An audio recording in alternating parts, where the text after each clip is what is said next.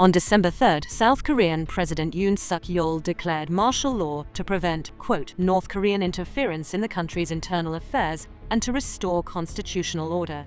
The president's decision, which temporarily suspended the activities of political parties and the National Assembly, sparked public discontent. Dissenters expressed their protest in a rally outside the National Assembly building in the capital.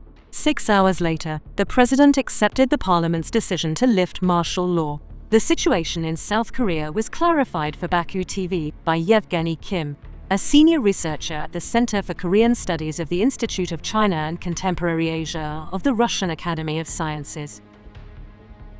Regarding the events that unfolded yesterday and today in South Korea, the reason lies in the fact that South Korean President Yoon Suk-yeol has so discredited himself with his rather unrestrained governance that his approval rating has dropped to less than 20%, the lowest for any South Korean president in the country's history since 1948. Moreover, he has a very strained relationship with Parliament. He is unable to negotiate with it, and the majority in Parliament belongs to the opposition. This is not an uncommon situation in the history of different states. For example, in the United States, it is common for the president to face an opposition-controlled House of Representatives. In such cases, the president must build relationships with Parliament and negotiate. However, Yoon Suk-yeol, being a former prosecutor, is used to believing he is always right and has refused to establish a working relationship with Parliament. As a result, a situation arose where the budget needed to be approved, but Parliament rejected the version proposed by the president. At the same time, he refuses to compromise or accommodate Parliament's demands. Consequently, Parliament is unwilling to pass the budget, leaving the country without one. Now, there is a very serious threat of paralysis in public administration, and in this situation, he found nothing better than to accuse these people of North Korean sympathies, claiming they want to ruin the country, act to the detriment of the national interest, and therefore, he declared martial law. Generally speaking, this is the greatest stupidity, because martial law is declared in the context of a military conflict with another state.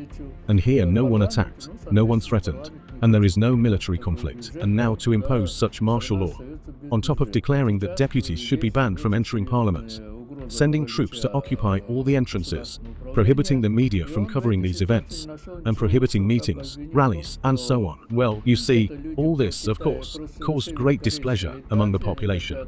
But the parliamentarians themselves, despite all this, nevertheless gathered and adopted a resolution, declaring that they did not consent to the imposition of martial law. The fact is that, according to the Constitution of South Korea, the president can impose martial law only with the consent of Parliament. If he does this in the absence of Parliament, he must still obtain Parliament's approval. The Parliament refused, and therefore he was forced to speak on television a few hours later, South Korean time, at 4:30 in the morning, and said that, "I was obeying the Parliament's decision and abolishing this martial law." In general, I know a little about how military coups are prepared well.